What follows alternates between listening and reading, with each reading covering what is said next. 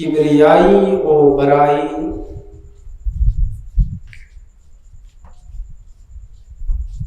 तमाम किस्म की तारीफात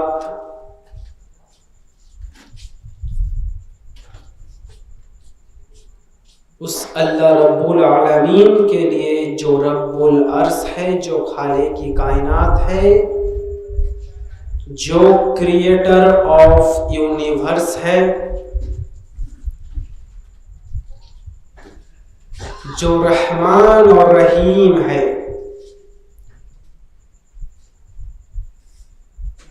कि वो इतना रहीम है कि अल्लाह कह रहा है कि मेरे बंदो, अगर तुम जमीन और आसमान का पूरा खाला गुनाहों से भर के लाओ, गुनाहों का पहाड़ इकट्ठा करके मेरे पास आओ और एक मर्तबा बस कह दो कि अल्लाह हमसे गुनाह हुआ है, हमको माफ कर दे, तू गफ्फार है, तू सत्तार है, तू कहार है, तो अल्लाह कह रहा है कि मैं उसकी गुनाह को माफ नहीं करूंगा, बल्कि उसके गुनाह को मैं नेकियों में तब्दीली कर दूंगा। यह है अल्लाह जिसने हमें बेशुमार नियामतें अता की। कि अल्लाह ने खुद सूरह रहमान में इतना कह दिया कि फबी अय्यालाहि रब्बिकुमा तुकज़्ज़िबान, आए मेरे बंदो, आए जिन्नो, तुम अल्लाह की कौन सी नियामतों को झुटलाओगे कि अल्लाह ने गलत किया।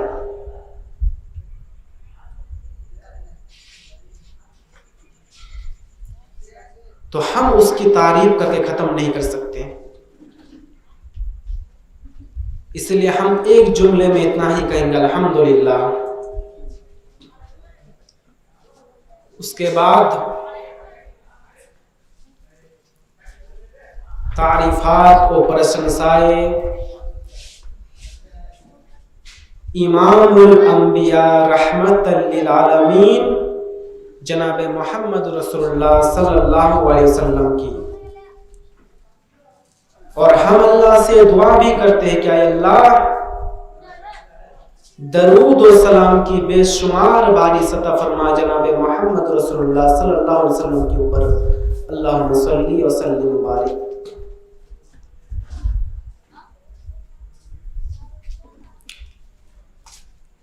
इस अजीमुस्सान इजलास के अजीम सदर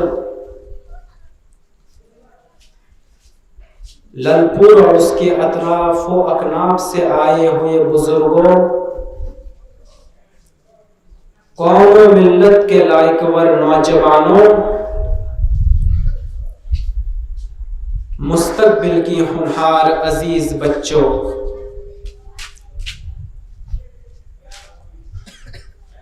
पर्दे की एक साइड में बैठी हुई इस्लामी खवातीन, मेरी प्यारी माओ और बहनों,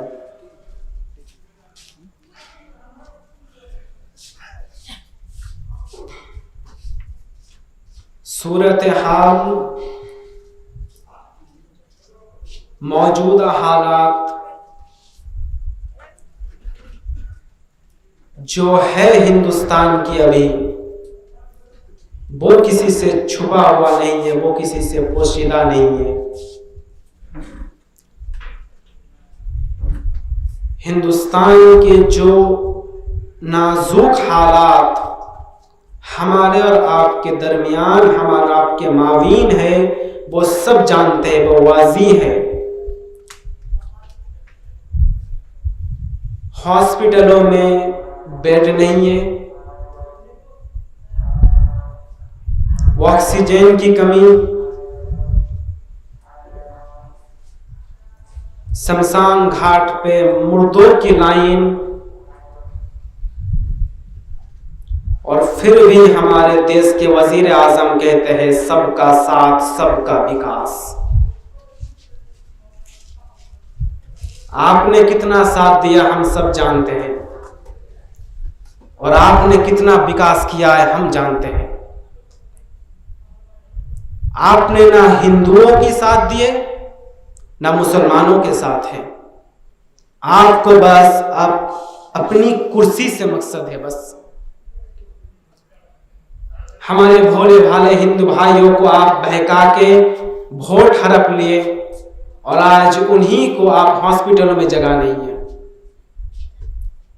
आपने तो किसी का साथ नहीं दिया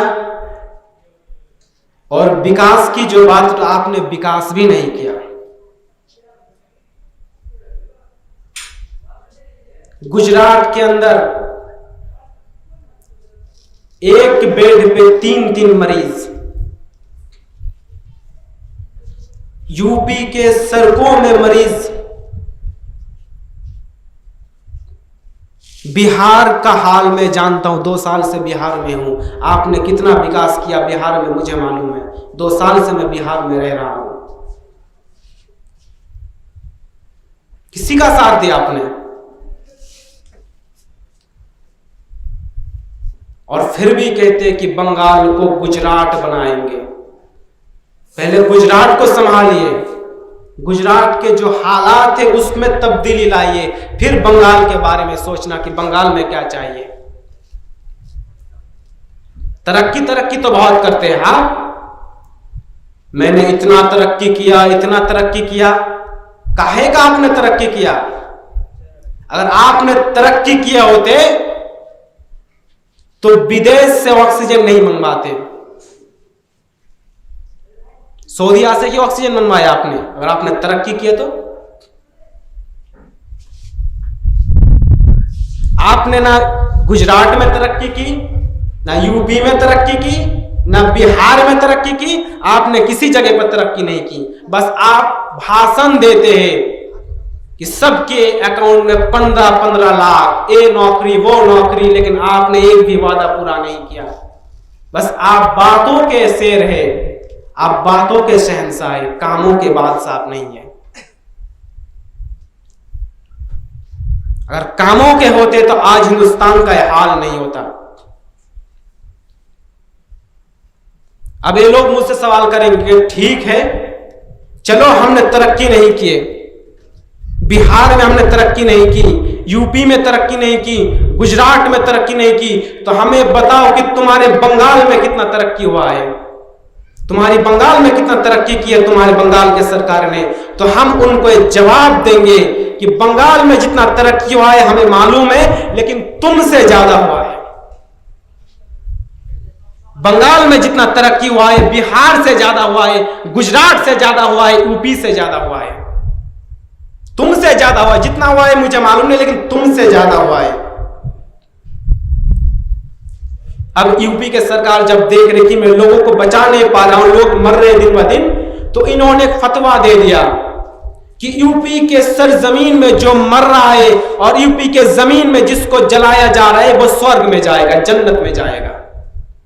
इनके पास दवा नहीं है, ऑक्सीजन नहीं है, हॉस्पिटल नहीं है। जब देख रहे कि लोग दिन ब दिन मरते जा रहे हैं, तो इन्होंने कह दिया कि जो यूपी के सरजमीन में मर रहे और चिताएं जो जल रहे सब के सब स्वर्ग में जाएंगे, और हम है ही ना अनुभव, आप जो कहेंगे हम तो नाचने शुरू कर देंगे।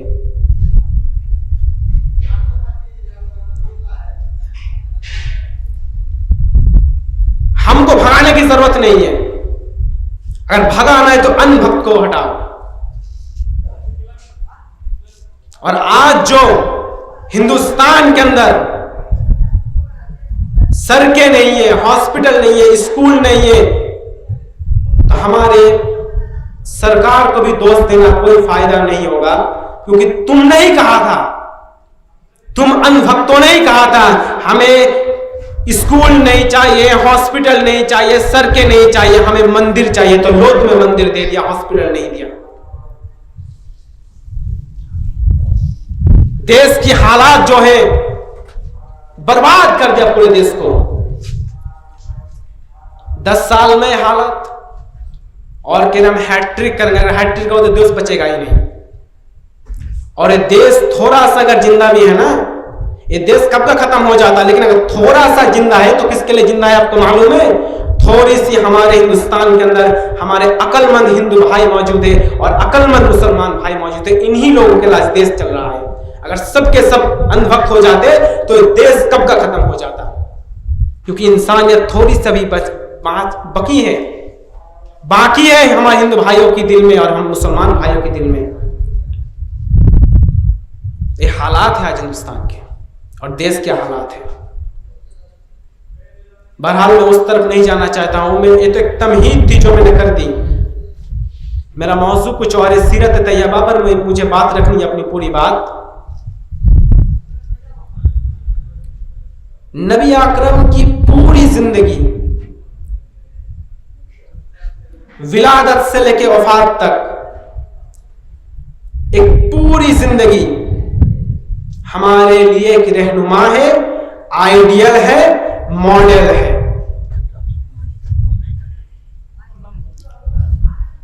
कोई नबी अकरम की सीरत को पढ़ने के बाद एक किताब लिख रहे हैं, रंगीला रसूल लिख रहे हैं। नबी अकरम की सीरत को पढ़ने के बाद, नबी अकरम की सीरत के खिलाफ एक किताब लिखा गया, जिस किताब का नाम लिखा गया था रंगीला रसूल। नाम ही में इतना खराब, रंगीला रसूल, यानी तुम्हारे रसूल कितने रंगीला थे। चंद दिन पहले नबी अकरम की सीरत को पढ़ने के बाद, जीवनी को पढ़ने के बाद, हमारे ये हिंदुस्तान के शख्स एक कहते हैं कि तुम्हारे नबी बहुत मीठे बोलते थे, लोगों को थप्पड़ नहीं मारते थे, लेकिन जब मोहम्मद को किसी के ऊपर गुस्सा आ जाता था तो उसकी गर्दन कटवा देते थे और बीच से उसको चिरवा देते थे। मैं इन लोगों को कहना चाहता हूं, जो आज नबी अकरम की सीरत के पीछे गुस्ताखी कर रहा है, इन्हीं लोगों को मैं आज कहना चाहता हूं, नफरत की चश्मे उतार के सीरत पढ़िए, दुश्मनी की चश्मे उतार के सीरत पढ़िए, अदावत की चश्मे उतार के सीरत पढ़िए, नफरत की, दुश्मनी की, अदावत की चश्मे उतार के अगर आप सीरत पढ़ेंगे तो महात्मा गांधी ने जो बात कहा था वो बात आप भी कहने में मजबूर हो जाएंगे। जब महात्मा गांधी आए और उन्होंने जब देखा कि दुनिया वाले मोहम्मद मोहम्मद मोहम्मद कह रहे, तो मोहम्मद कौन है, तो उन्होंने मोहम्मद सल्लल्लाहु अलैहि वसल्लम की सीरत पढ़ना शुरू किया। उन्होंने सोचा था कि चलो मैं बस थोड़ा सा पढ़ूंगा और छोड़ दूंगा ये किताब, सीरतुन नबी की किताब महात्मा गांधी के लिए मैं पूरा नहीं पढ़ूंगा, पूरी किताब में नहीं पढ़ूंगा, बस तमहीद पढ़ूंगा। तमहीद मतलब भूमिका, तमहीद पढ़ूंगा और जो 2-3 सफा होता है पहले में वो पढ़ूंगा, छोड़ दूंगा। लेकिन महात्मा गांधी जब किताब पढ़ते हैं तो वो बोलते कि मुझे किताब छोड़ने का मन ही नहीं हुआ। पढ़ते गए पढ़ते पढ़ते पूरी किताब खत्म कर दी और खत्म ही नहीं किए, उन्होंने अपनी किताब सत्य हिंसा में बात लिखने में मजबूर हो गया कि अगर हिंदुस्तान के अंदर हिंदुस्तान को तरक्की चाहिए और हिंदुस्तान को अगर खून खराबा से पाक रखना चाहिए और अगर हिंदुस्तान के अंदर अगर हिंदुस्तान को तरक्की में ले जाना चाहिए तो हिंदुस्तान के अंदर मोहम्मद रसूलुल्लाह का कानून नाफिज कर दो। हिंदुस्तान के अंदर उमर फारूक जैसा कोई हाकिम वक्त लेके आओ तो हिंदुस्तान के अंदर खून खराबा मिट जाएगा, शांति अमन कायम हो जाएगी और हिंदुस्तान तरक्की में पहुंच जाएगा। कब? जब तुम हिंदुस्तान के अंदर मोहम्मद रसूलुल्लाह का कानून और उमर फारूक जैसा कोई हाकिम वक्त लेके आओगे तब, उससे पहले नहीं। ये मैं नहीं कह रहा हूं, हमारे गैर मुस्लिम भाई महात्मा गांधी जी, ऐसे बड़े बड़े लोगों ने मेरे नबी की सीरत को पढ़ा। गैर मुस्लिम, बड़े बड़े काफिर, दुश्मन, मुशरिक, मुनाफिक, ऐसे बड़े बड़े लोग नबी अकरम की सीरत को पढ़ने के बाद इस नतीजे पर पहुंचते हैं और उन्होंने जब नबी अकरम की सीरत को पढ़ा समझा तो वो एक कहने में मजबूर हो गए और उन्होंने दिल की दुनिया बदल गई। जो कल तक लोगों की जान लेने के लिए मजबूर थे, जो कल तक लोगों की जान लेने पर एकदम उताब लेते कि हम आज लोगों को मारेंगे, नबी अकरम की जिंदगी को पढ़ने के बाद उनकी दिल की दुनिया बदल गई और उन्होंने ही खुद किताब लिखना शुरू किया, सीरतुन नबी सल्लल्लाहु अलैहि वसल्लम। यह सीरत लोगों ने पढ़ा, सीरतुन नबी गैरों ने पढ़ा, समझा और खुद ईमान ले आया और खुद सीरतुन नबी लिखते। हम तो पढ़ते नहीं कुछ, बस हमें दावा है, सिरा ठोक ठोक के कहते हैं हम उम्मत मोहम्मदिया है, लेकिन हम कहां पढ़ते हैं कुछ? बस दावा है, दावा इधर हमारे पास, हम उम्मत मोहम्मदिया है, लेकिन हम पढ़ते नहीं अपने नबी की सीरत को। अल्लाह अपने कुरान के अंदर फरमा रहा है, लक़द कान लकुम फी रसूलिल्लाहि उस्वतुन हसना, कि तुम्हारे लिए रसूल की पूरी जिंदगी में बेहतरीन आइडिया है, एक बेहतरीन नमूना है, रहनुमाई जिंदगी। इख्तियार करो मेरे नबी की जिंदगी को, मेरे नबी की सीरत के मुताबिक अपनी जिंदगी गुजारो, तो इस दुनिया में भी कामयाब हो जाओगे और आखिरत में भी कामयाब हो जाओगे। नबी अकरम की सीरत को पढ़िए। आइए कुरान करीम की आयत को हम पढ़ते हैं और इसके तर्जुमे पर गौर करते हैं। लक़द काना लकुम फी रसूलिल्लाहि उस्वतुन हसना। आए लोगों, हमने तुम्हारे लिए नबी अकरम की पूरी जिंदगी को, हमने तुम्हारे लिए नबी अकरम की पूरी जिंदगी को, विलादत से लेके वफात तक पूरी जिंदगी को,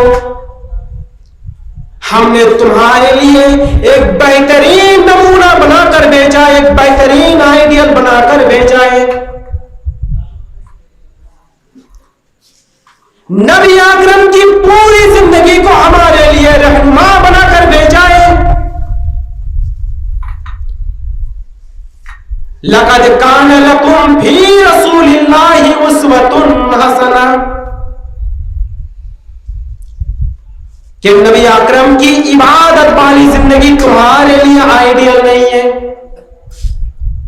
कि तुम सिर्फ ये देखो कि मेरे नबी नमाज किस तरीके से पढ़ते थे, मेरे नबी कैसे रोजा रखते थे, कैसे उन्होंने हज किया, कैसे उन्होंने इस्लामी अहकामात पर अमल करके दिखलाए।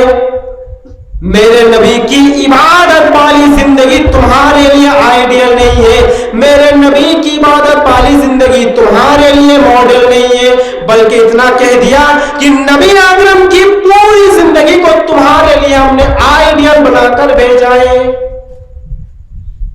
जिंदगी की गोशों की तरफ आइए, शोबे की तरफ आइए। अगर आप एक बाप है, आप एक बाप है, तो अच्छा बाप कैसे बनना है, आपको रसूल की जिंदगी मुताला करनी होगी। आप एक बेटे हैं, तो एक फरमान बरदार बेटा, नबी की सुन्नत पर अमल करने वाला एक अच्छा बेटा कैसे बनना है, आपको रसूल की जिंदगी मुताला करनी होगी। आप एक शौहर है, तो एक अच्छा शौहर कैसे बनना है, आपको रसूल की जिंदगी मुताला करनी होगी। डॉक्टर है, हकीम है, जज है, जिंदगी के कोई भी डिपार्टमेंट पर आप हो जाए, उस काम में आपको फायदा कैसे मिलेगी, उस काम में आपको मुनाफा कैसे मिलेगी, उस काम में आपको तरक्की कैसे मिलेगी, आपको रसूल की जिंदगी मुताला करनी होगी, रसूल की जिंदगी मुताला करनी होगी। अब आप बोलेंगे मौलाना साहब रसूल की जिंदगी हम क्यों इख्तियार करें, क्या दुनिया में और बड़े महान हस्ती नहीं आए थे? नबी से पहले भी तो और रसूल आए थे, ईसा अलैहिस्सलाम आए थे, मूसा आए थे। अगर हम उन नबियों की जिंदगी को इख्तियार कर ले